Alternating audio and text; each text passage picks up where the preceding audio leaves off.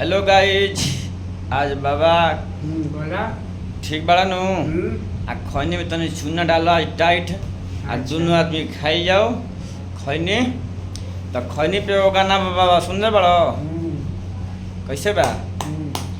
अरे खैनी तू कहवा से अइलू, अरे आदत ऐसन धरा दिहलू, आ छोड़ी तो हम कैसे छोड़ी, अरे हमरो बियाह कटवा दिहलू। अरे खैनी तू कहाँ से अइलू, आय ऐसन आदत धरा दिहलू, आ छोड़ी तो हम कैसे छोड़ी, आ हमरो बियाह कटवा दिहलू। बनाओ बाबा खैनी, ये बिहार के खैनी है, बिहार के ना, राजस्थान के खैनी है। स्वागत खैनी है, स्वागत खैनी से तार लोग का स्वागत बा हमारा ब्लॉग में। बाबा बोल दो जय हिंद जय भारत। जय हिंद जय भारत। बोल जय बिहार। जय बिहार।